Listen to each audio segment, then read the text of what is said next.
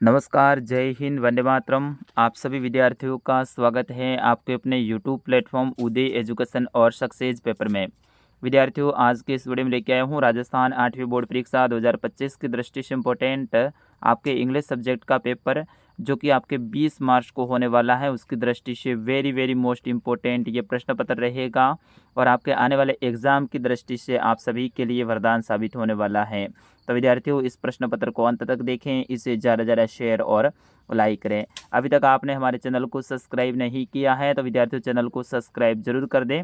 साथ ही ये पेपर पूरा पूरा उत्तर सहित लेकर आया हूँ, इसको आपको पढ़ने के लिए भी मैं देने वाला हूँ। तो कैसे आपको डाउनलोड करना है वो वीडियो के बीच में आपको बताया जाएगा, तो इस वीडियो को पूरा वॉच कीजिए। चलिए, सबसे पहले आपको जो पार्ट आएगा वो पार्ट फर्स्ट आएगा, यानी पार्ट 1 आएगा। इसके अंतर्गत आपके ऑब्जेक्टिव टाइप के क्वेश्चन आने वाले हैं।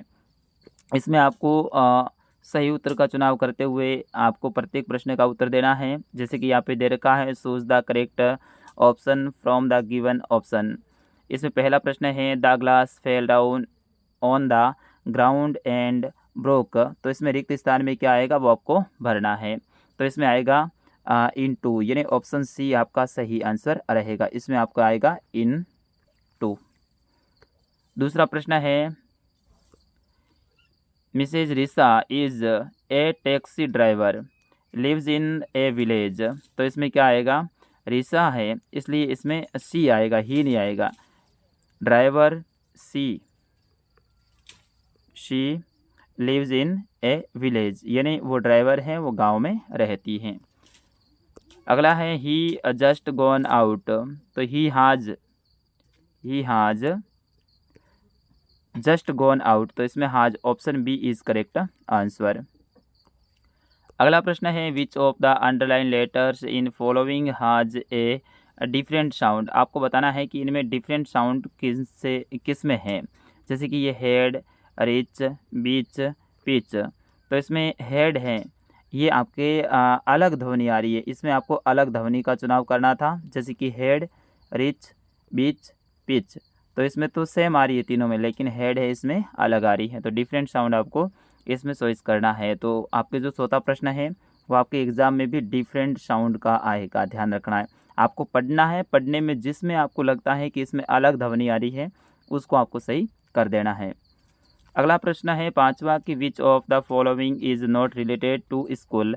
इनमें से स्कूल से संबंधित कौन नहीं है। तो पांचवा प्रश्न है वो आपके संबंधित पूछा जाएगा, किसी भी संबंधित आ सकता है। जैसे किसान से संबंधित कौन सा नहीं है, गांव से संबंधित कौन सा नहीं है, उसी तरह से स्कूल से संबंधित कौन सा नहीं है। तो वो जैसे कि स्टूडेंट, ये तो स्कूल से संबंधित है। टीचर, ये भी स्कूल से संबंधित है। मिड डे मील, ये एक योजना है जो कि पोषाहार दिया जाता है, खाना दिया जाता है। जबकि रोड है, ये स्कूल से संबंधित नहीं है। तो option D is correct answer, यानी रोड। अगला है, सुनील वॉचमैन ऑफ क्लोनी हाज गॉन होम। तो इसमें आएगा द, सुनील द वॉचमैन। तो इसमें रहेगा द, THE। और सेवंथ प्रश्न है, the meaning of word pitch. तो पिच की मीनिंग है वो क्या रहेगा। तो इसमें रहेगा क्लेम, यानी option A is correct answer. फिर उसके बाद में आपका जो पार्ट सेकंड आएगा, इसके अंतर्गत आपके प्रश्न हैं वो very short answer type question आएंगे। Question 8 to 11, complete the passage given below using the correct word from the brackets. यानी जो कोष्टक में दे रखे शब्द हैं इनका प्रयोग करते हुए प्रश्न 8 से लेकर 11 तक को आपको यहाँ पर रिक्त स्थान में भरना है। तो विद्यार्थियों, इसमें आपको दिमाग से काम करना है, ठीक है ना।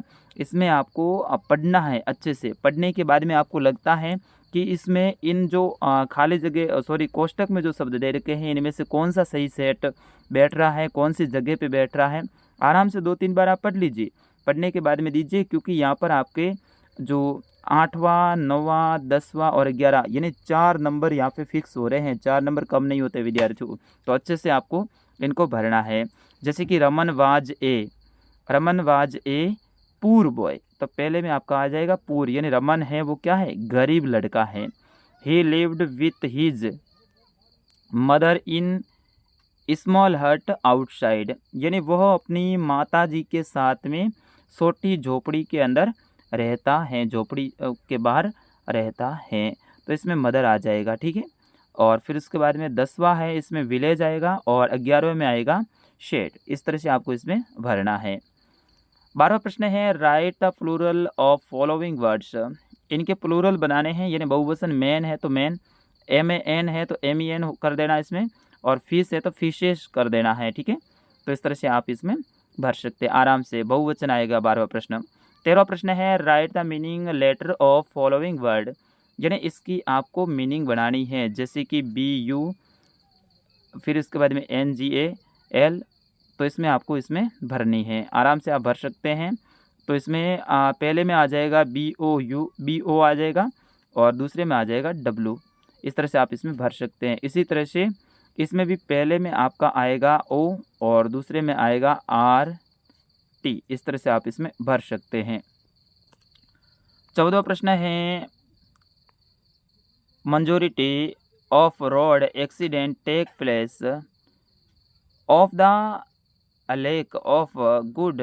तो इसमें रहेगा बिकॉज, इसमें बिकॉज आपको रिक्त स्थान भरना है। और 15वां प्रश्न है rearrange the following word in proper order to make meaningful sentence.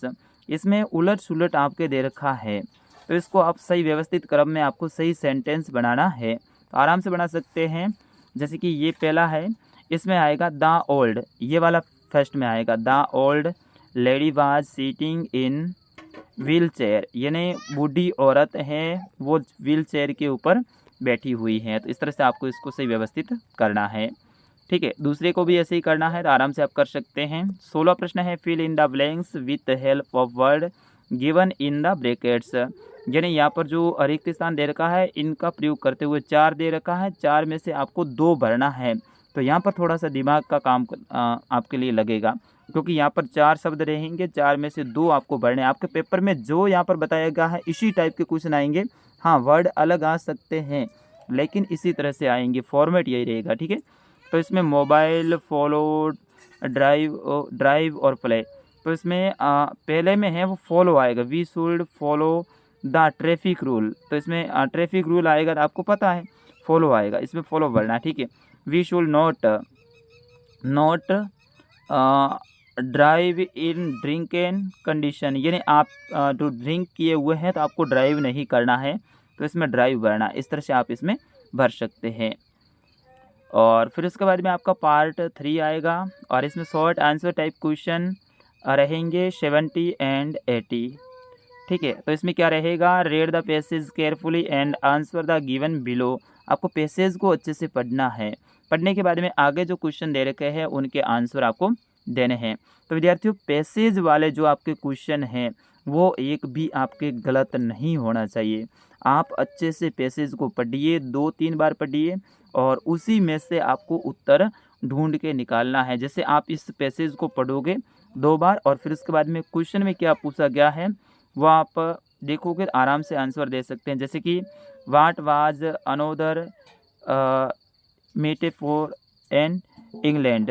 तो इसमें रहेगा, जैसे ये शब्द है ना, ये आपको पकड़ना है, ये शब्द कहाँ है वो पकड़ना है, और फॉर इंग्लैंड ये वाला पकड़ना है। तो आप आराम से पैसेज में देखोगे, तो देखो पहले ही लाइन में दे रखा है ये वाला, देख लो। ज़्यादातर पहला प्रश्न है उसका आंसर पहली लाइन या दूसरी लाइन में आपको मिल जाता है। तो इस तरह से आपको ढूंढ के लिखना है, तो इसमें आपको गलत नहीं करना है। जैसे कि विलोम शब्द भी आएंगे पैसेज में से ही, जैसे कि रिच का विलोम आपको लिखना है पूर। तो पूर इसमें रहेगा कहीं ना कहीं, आप देखो रिच का देखो पूर में ये रहा, ठीक है। तो इस तरह से विलोम भी आपको देखने को मिल जाएंगे, उसमें से आपको आराम से देख के निकालना है। 18वां प्रश्न है what was the condition of Spain, जो हॉकिंग है उसमें। तो उसमें इसका आंसर आपको ढूंढ के निकाल देना। उसी तरह से दूसरा प्रश्न है what is name of book written by Stephen Hawking. तो उन्होंने बुक का नाम, कौन सी बुक लिखी थी, तो a brief history of time, ये जो बुक है उन्होंने लिखी थी। और अगला है इसमें से ही है, तो इनमें भी आप आराम से दे सकते हैं। 19वां प्रश्न ये भी आपके पैसेज से संबंधित ही है, तो पैसेज वाले प्रश्न आप कर सकते हैं खुद, मैं इसमें ज़्यादा आपका समय वेस्ट नहीं करूँगा। और 20वां प्रश्न है, इसमें where did Bipin Babu work, तो बिपिन बाबू है वो क्या काम करते थे, वो आपको लिखना है। और ये भी पैसेज वाला ही, पैसेज वाले प्रश्न समझाने की कोई वैसे ज़रूरत है नहीं, आराम से आप खुद कर सकते हैं।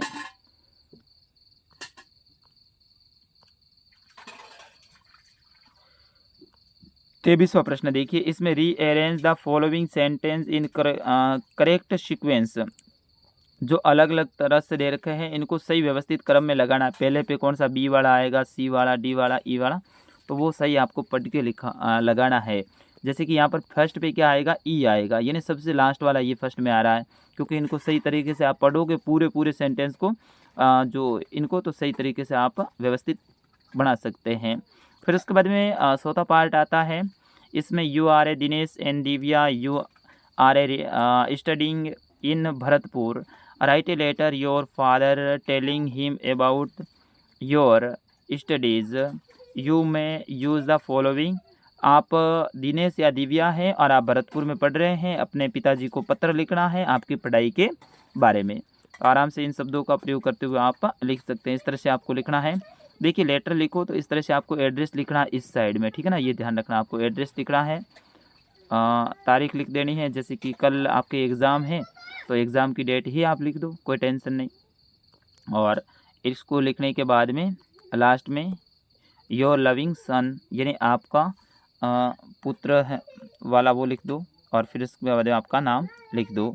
उसी तरह से आपको एप्लीकेशन लिखना है, right an application the head master of railway condition, जो इसके बारे में आपको लिखना है एप्लीकेशन, ठीक है। एप्लीकेशन इस तरह से लिखा जाता है, अपना एड्रेस, रूम नंबर ये और फिर इस तरह से डेट, और फिर द हेडमास्टर गौरवर सीनियर सेकेंडरी स्कूल बयाना, जो कि भरतपुर में पड़ता है। Sir most requestfully I beg to say my parents live in Udaipur, यानी मेरे पिताजी हैं उदयपुर में रहते हैं। इसके बारे में इस तरह से आप आराम से पढ़ के लिख सकते हैं। 25वां प्रश्न है, which write a short paragraph on a hockey match, hockey match के ऊपर आपको शॉर्ट पैराग्राफ लिखना है। तो ये आपके लिए इन शब्दों का प्रयोग करते हुए किस तरह से लिखते हैं, जैसे कि ये है, इस तरह से आप लिख सकते हैं, ए hockey match last Tuesday over school team played a hockey match, यानी लास्ट ट्यूसडे को हॉकी मैच हुआ, उसमें हमारी विद्यालय की स्कूल की टीम है वो खेली। इस तरह से इनके बारे में आप लिख सकते हैं। और अंतिम रहेगा, right a story in about 70 to 80 words with help the given outline, outline का प्रयोग करते हुए आपको स्टोरी लिखनी है। तो इस तरह से आपका पूरा पेपर आने वाला है, मैंने पूरा पेपर आपको बता दिया है। ये आपके लिए बहुत इंपॉर्टेंट रहेगा, किस तरह से आपको क्वेश्चन को करना है वो मैंने बताने की कोशिश की है। मैं आशा करता हूँ आपने अच्छे से इस वीडियो को पूरा अंत तक देखा है और आपने समझा होगा। यहाँ से काफ़ी हेल्प मिलने वाली है किस टाइप के प्रश्न आएंगे, क्योंकि कई सारे विद्यार्थियों को आइडिया ही नहीं रहता है कि आपके बोर्ड का पेपर कैसा आता है। तो विद्यार्थियों, मैं आशा करता हूँ आपने अच्छे से देखा है। अब इस पेपर को डाउनलोड करना है तो भी कर लो ना, आपको अच्छे से वहाँ से फ़ायदा हो जाएगा, क्योंकि आपको यहाँ से अनुमान लग जाएगा किस टाइप के आपके पेपर आने वाला है। तो ये आपको गूगल में जाकर सर्च करना है, uday.in, यानी इन, जो INP से लगा हो वही हमारी वेबसाइट रहेगी। बाकी उदय स्टडी नाम से और भी वेबसाइट होगी, पहले नंबर पे नहीं आए तो आप सर्च स्क्रॉल करोगे तो नीचे कहीं ना कहीं आपको वेबसाइट हमारी मिल जाएगी। तो उस वेबसाइट के ऊपर क्लिक करना है, वहाँ पर पेपर का ऑप्शन आएगा, पेपर वाले में कक्षा 8 के ऊपर आपको चॉइस करना है, और फिर आप इंग्लिश का पेपर, हिंदी का, जिस भी सब्जेक्ट का चाहिए आप डाउनलोड कर सकते हैं। विद्यार्थियों, इस वीडियो को आप कहाँ से देख रहे थे आप ज़रूर कमेंट करके बताइएगा, ताकि मुझे भी आइडिया रहे कि मेरे विद्यार्थी हैं वो कहाँ से वीडियो को देख रहे हैं। तो फिलहाल आपको बेस्ट परीक्षा हो, इसकी शुभकामना के साथ में विदाई। नमस्कार, जय हिंद, वंदे मातरम।